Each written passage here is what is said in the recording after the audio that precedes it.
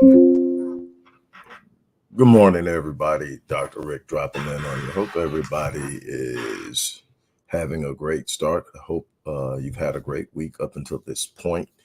I am going to do the best I can to get through this. I'm excited about so many different things that are going on. First and foremost, we are um, roughly 30 days from the release of book number 28. Man, no matter how many times I do this, I get excited because it's a blessing to be able to give back to the world through something I absolutely love and enjoy and am passionate about, and that's writing. I remember how hard it was to get my first book, The Invisible Father, Reversing the Curse of a Fatherless Generation, published. And ultimately, over time, it led to me launching my own publishing house and helping other authors publish.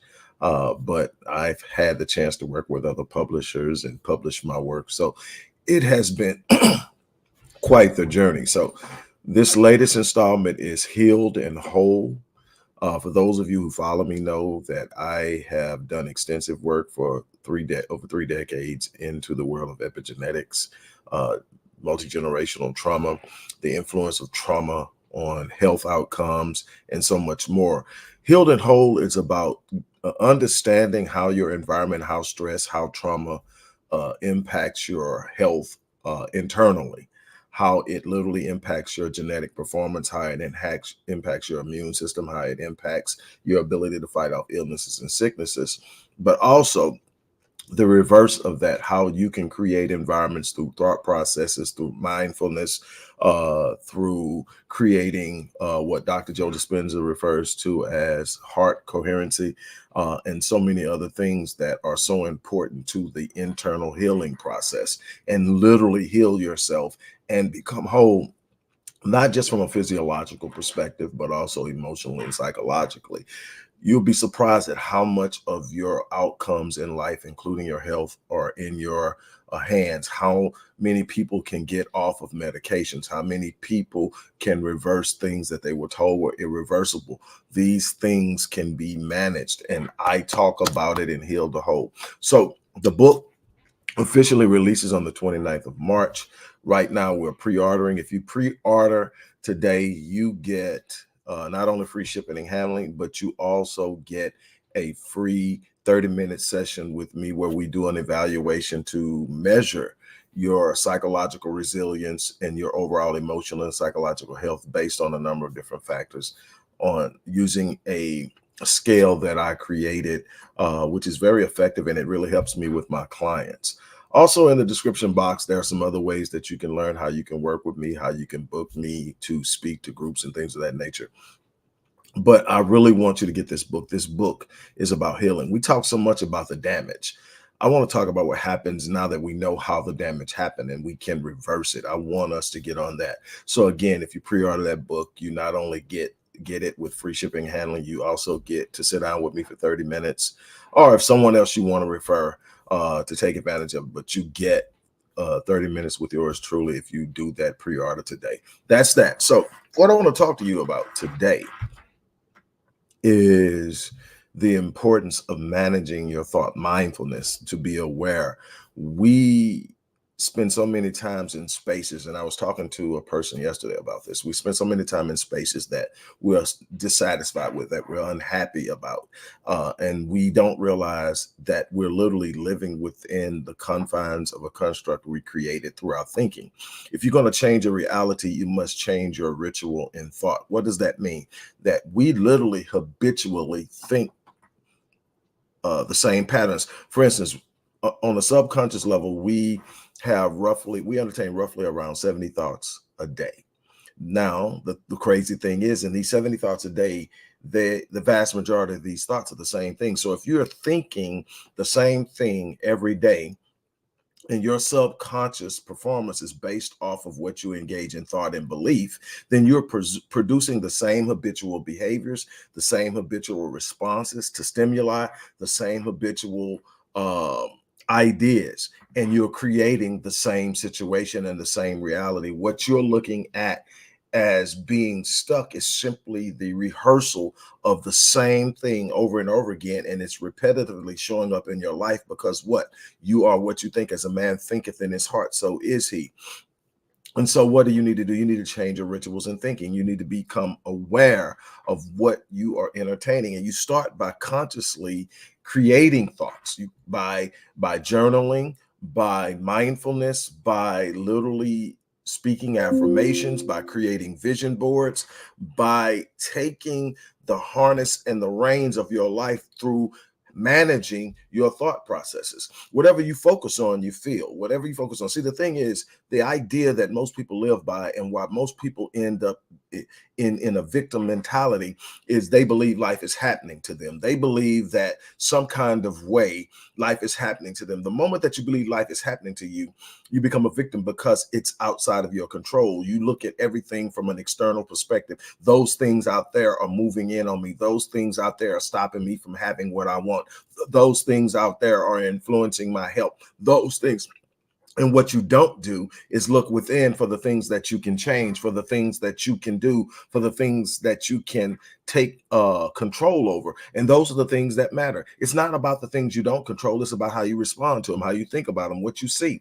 That's why you can take you can take two people that went through the exact same thing and you'll get different outcomes. Why? Because perception becomes reality. How I see it. One person sees it as life happening to them. The other person sees it as life responding to them.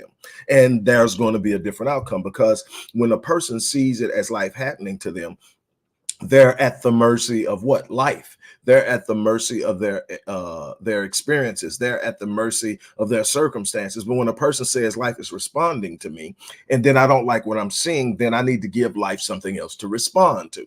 I need to change my behavior. I need to change my habits. I may need to change my circle. I may need to change my aspirations and my expectations. But what I will do is understand that I'm in control of what happens in my life. I don't control the circumstances, but I control the responses. Therefore, I control the outcome. I think we get caught up so much in the circumstances, the temporal things that come through life that are uncomfortable, that we give them permanent weight. What do I mean by that? A lot of you, if you followed me, you heard me say this countless times, that pain is inevitable, suffering is a choice.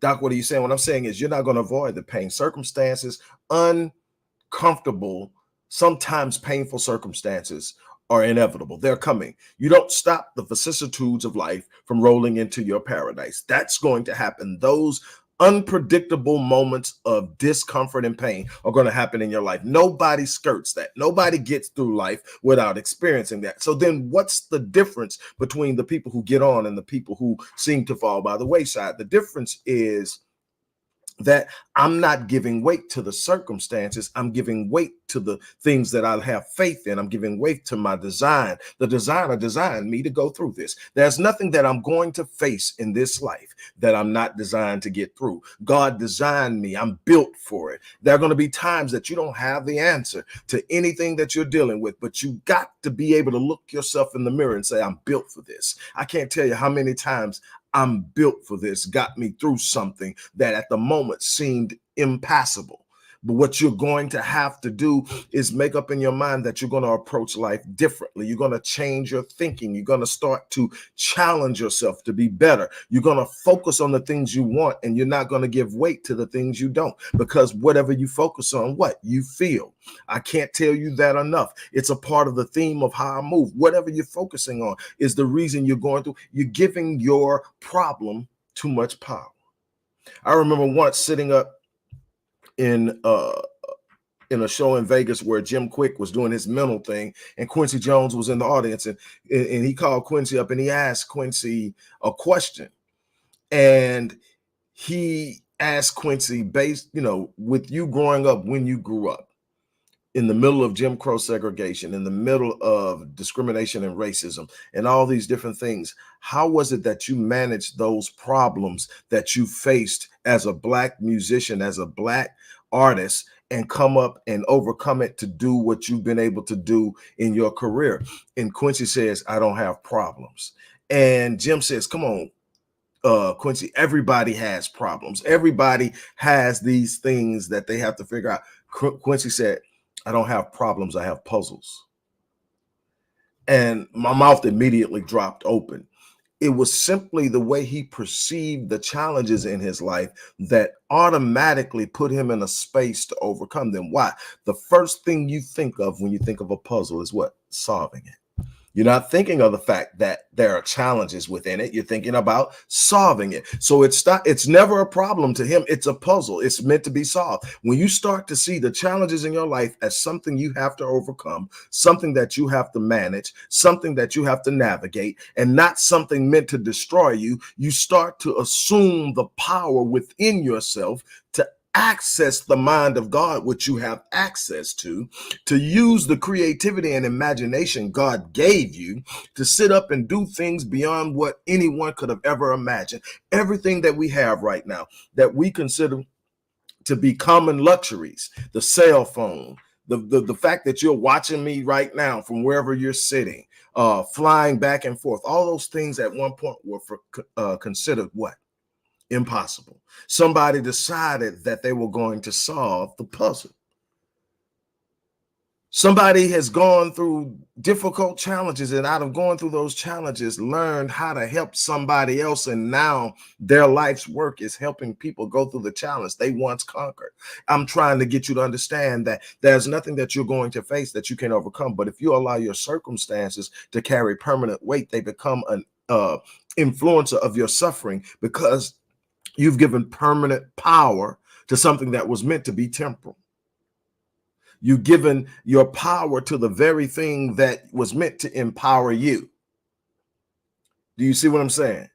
It's meant to empower you. It's meant to challenge you. It's meant to strengthen. When you go in the gym, you get stronger by meeting resistance, by meeting challenge, by feeling physical discomfort. You don't look at it and say it's trying to destroy me. You understand that it's making me better. I've got to give what I have right now so that I can be better later. And this is the thing. It's not destroying you. It's making you better unless you allow it to be a force of permanent negative influence in your life. Now it's beating you up. Now it's tearing you down. Now it's making you miserable. So here's my challenge to you. Develop the capacity to wake up in the morning and say something positive. First thing out of your mouth. Me, it's gratitude. The first thing out of my mouth when I wake up in the morning, before I roll over, before I do anything, is thank you. The next words out of my mouth are, I am immensely grateful. I am immensely grateful for this moment. I am whole. I am whole. I am worthy. I am loved. And this is coming out of my mouth in the morning before I ever touch my feet, ever touch the floor. I don't pick up that phone for the first 30 minutes to an hour. Why? Because the moment I pick up that phone, I surrender my personal sovereignty, and whatever's on that phone is going to dictate how my day goes. I'm managing the controlling how my days go by what I set my mind on first. I'm choosing what I'm going to give my attention to the most. I'm establishing a train of thought and an idea and a collective philosophy within myself of who I am in this world and what I'm capable of. It's not subject to what I'm going through, because that changes.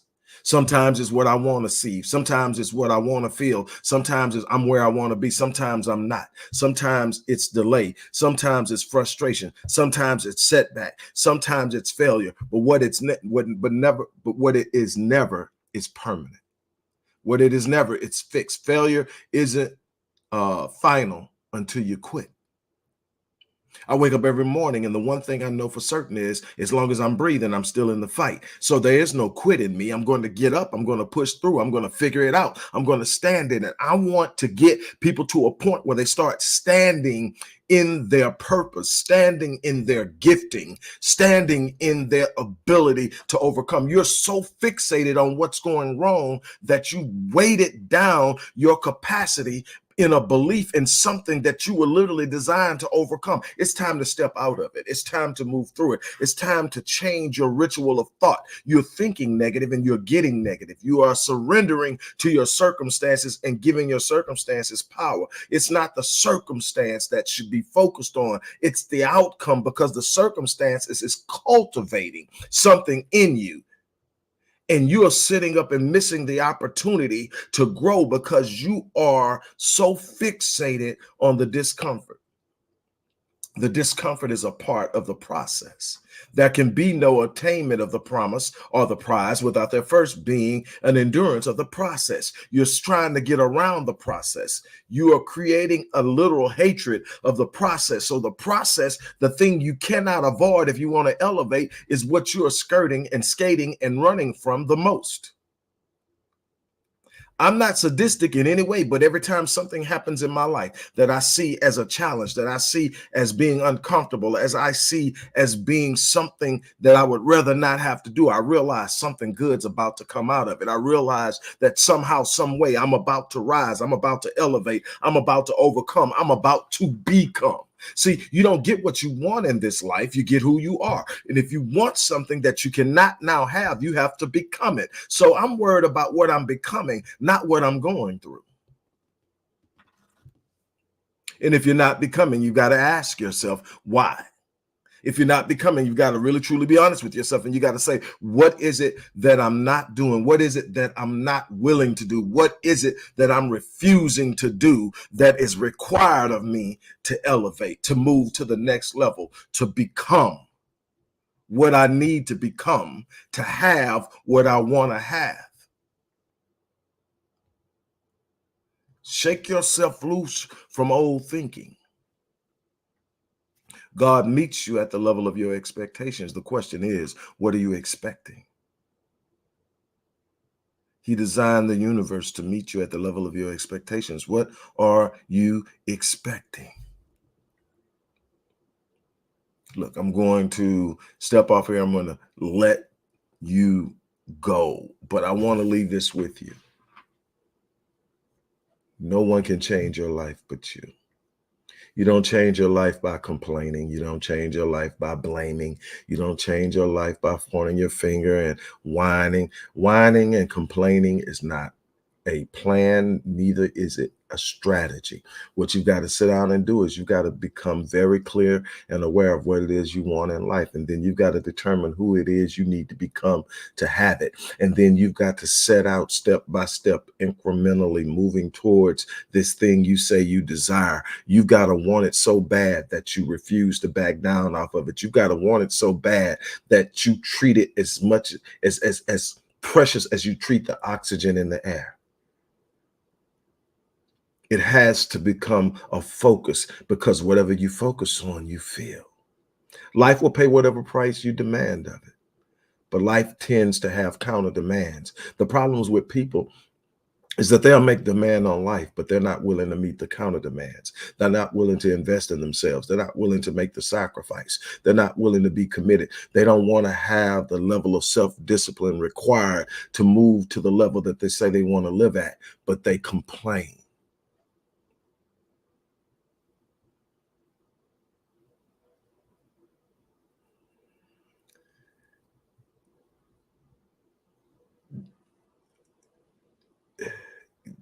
The thing is to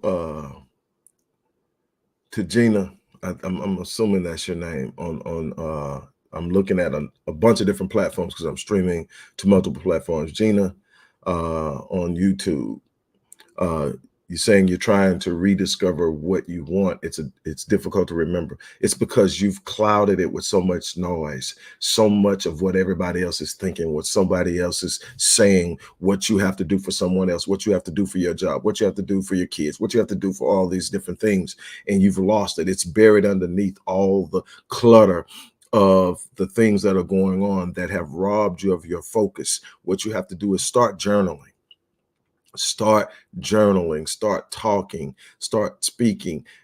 Find and pay attention to your emotional states. What's driving your emotional states? When you're the happiest, what are you doing? When you feel the most comfortable in your flow, meaning that the things you're doing come natural to you, what are you doing? Your gift and your talent is going to point you towards your purpose, the things that you are driven and want to do. It's your purpose that will make room for you. We're supposed to be earning our living, operating in our purpose. Why? because it's what we were designed to do. It's the way we touch the world. It's the way we change the environment. It's the way we make things better. It's the way we heal the people around us. It's the way that we elevate ourselves. And yet we're off doing what someone else told us we should be doing.